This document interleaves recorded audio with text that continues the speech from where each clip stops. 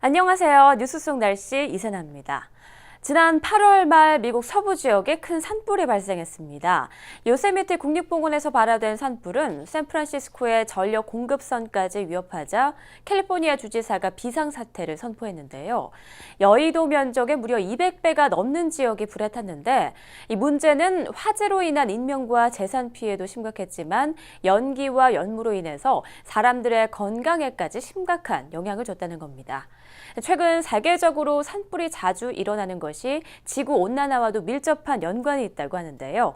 그래서 오늘 뉴스 속 날씨에서는 산불과 이로 인한 환경 파괴, 그리고 정치적 갈등까지 알아보도록 하겠습니다. K웨더의 반기성 센터장님 나오셨습니다. 안녕하세요. 네, 안녕하세요. 네, 센터장님, 지구온난화로 인해서 환경 파괴가 참 심각하다라고 얘기를 하잖아요. 이로 인해서 또 에스키모족들이 미국을 상대로 손해배상 소송까지 냈다는 이야기가 있던데 어떤 건가요? 그렇습니다. 이제 흥미로운 법정 소송이 2004년 말에 제기되었었죠. 지구온난화가 종족 15만 5천 명에게 미친 피해를 판단해 달라고 이누이트 에스키모들이 이제 미국 인권위원회에 요청을 한 겁니다. 이들은 지구 평균의 2배에 달하는 기후변화로 피해를 입었다고 하는데요. 지구온난화로 이들의 식량이었던 물범이나 곰이나 술록이 사라지고 있고 땅이 꺼지는 등 피해가 심각하다는 것이죠. 알래스카의 이제 시신마레프라는 마을은 기온이 올라가면서 해빙이 줄어들고 영구 동토층이 녹으면서 해안선이 쉽게 침식을 당해 거주가 불가능해지고 있다고 하죠. 네. 이에 대해서 이제 미국 정부가 책임을 지고 보상을 해줘야 한다는 겁니다. 네. 그런데 센터장님, 에스키모인들이 들으면 좀 서운할 수도 있겠지만 사실 지구온난화라는 게 전 세계적인 문제잖아요. 이것을 꼭 미국 정부만이 책임을 져야 하는 건가, 이런 생각이 좀 드는데 어떤가요? 사실 이것은 저 각국의 법정에서 판단할 문제라고 생각을 합니다. 네. 근데 어쨌든 지구온난화로 인한 피해가 증가하면 증가할수록 이런 소송은 앞으로 늘어날 것이라고 생각을 합니다. 저 대표적인 예가요. 올해 9월에 인도네시아 농민들이 환경보호에 소홀했다는 이유로 대통령을 고소한 일이 있었죠.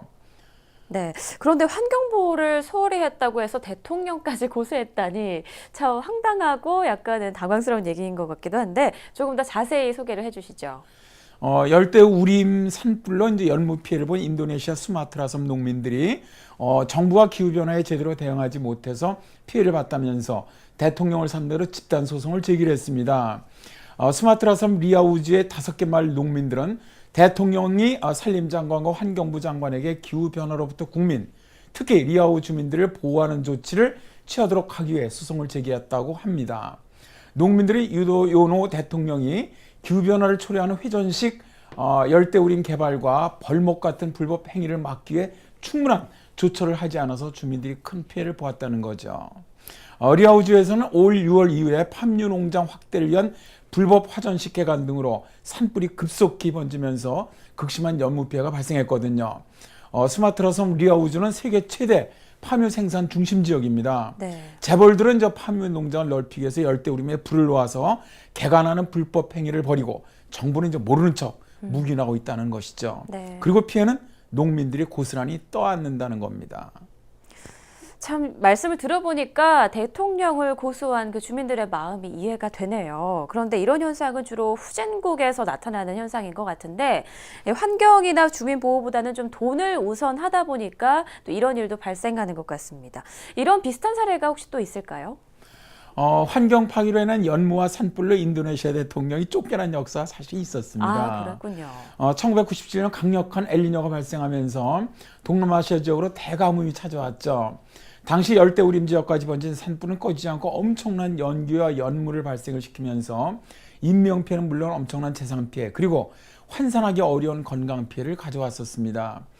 산불로 인한 가장 심각한 대기 오염은 보르네오 동부에서 발생을 했는데 한 지점에서 측정한 오염지수가 무려 1890 마이크로그램 퍼 세제곱미터에 달했습니다.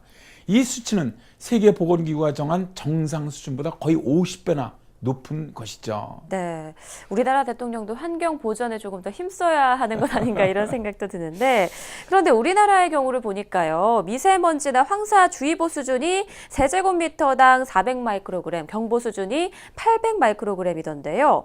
그렇다면 정말 엄청난 오염 수준이라고 볼 수 있겠네요. 그렇습니다. 오염지수가 사실 이제 세제곱미터당 300 마이크로그램 이상 되면은 또 그리고 가시거리가 100m 이하인 도시들은 이번에 이제 그 당시에도 주민들을 소개 대상 도시로 간주했었어요. 네. 그러나 대통령이 무시를 했죠. 그래서 아무 도시도 소개되지는 않았습니다. 정부가 묵살한 탓인데요. 네. 인도네시아 전역에서 최소한 10만 명이나 되는 사람들이 눈과 피부, 호흡기 질환을 겪었고요.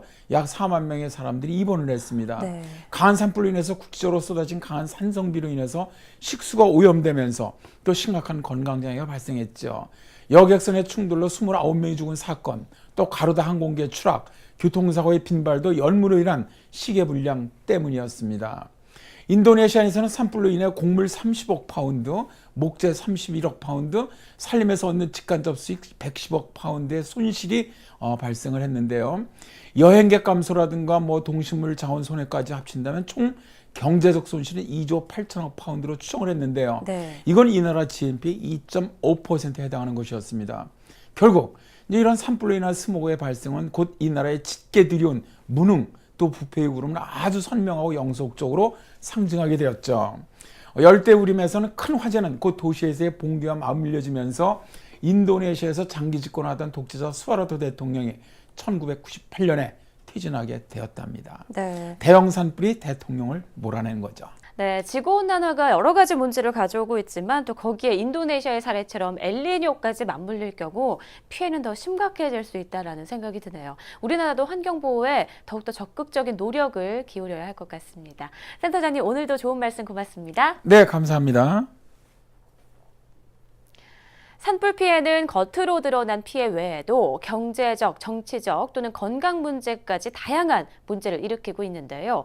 남의 나라 일만은 아니라는 생각이 듭니다. 인도네시아 사태를 교훈 삼아 미래 기후변화에 적극적으로 대응해야 할 것 같습니다. 오늘 준비한 이야기는 여기까지입니다. 시청해주신 여러분 고맙습니다.